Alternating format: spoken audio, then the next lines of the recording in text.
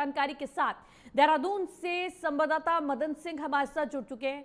मदन, बड़ा हादसा हो सकता था, बड़ी घटना हो सकती थी। पक्षी टकराने से पिछला हिस्सा प्लेन का क्षतिग्रस्त हो गया, नुकसान उसको पहुंचा है। क्या कुछ तमाम जानकारी? हाँ, प्रियंका, निश्चित तौर पे एक बड़ी जी। घटना ये टली है। और ये घटना शाम देर रात की है, जब लगभग 6:40 पर जो मुंबई से आ रही फ्लाइट जब लैंड कर रही थी देहरादून में, उस समय की ये घटना। उस समय जब जी। लैंड करी तो कहीं ना कहीं पायलट को बैलेंस में दिक्कत हुई। हालांकि सुरक्षित तौर पर फ्लाइट को उतारा गया। उसके बाद जब देखा गया तो आगे का जो हिस्सा है, नोज पॉइंट जो है, वो उसमें जो है दिखाई दिया कि कुछ दिक्कत है और जी। क्षतिग्रस्त भी हुआ है।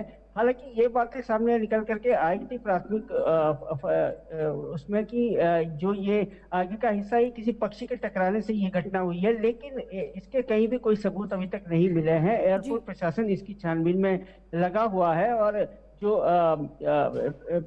तमाम जो यात्री है वो सभी सुरक्षित है। और इसके बाद जो जिन यात्रियों को इस फ्लाइट से वापस जाना था, उनके लिए भी वैकल्पिक व्यवस्था प्रशासन ने पूरी तरीके से कर दी है। लेकिन निश्चित तौर पर इस बात को अभी नहीं कहा जा सकता कि एक पक्षी के टकराने से ये हादसा हुआ है।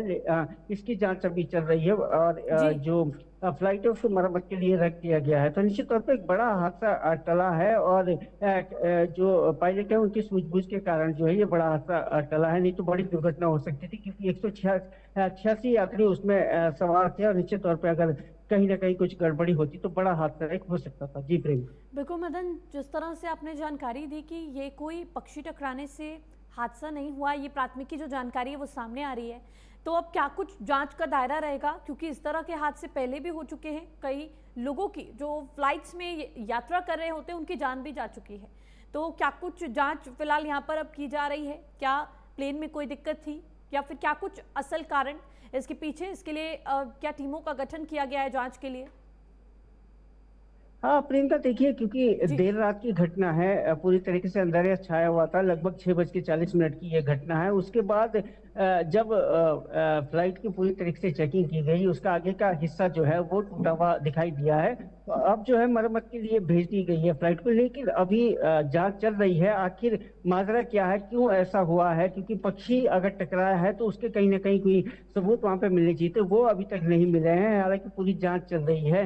एयरपोर्ट प्रशासन ने टीम जी। इसके लिए गठित कर दी है और पूरी तरीके से जांच की जाएगी कि आखिर माजरा क्या हुआ था। इतना बड़ा हादसा हो सकता था और जो कि टला है, निश्चित रूप से एक बड़ी बात है।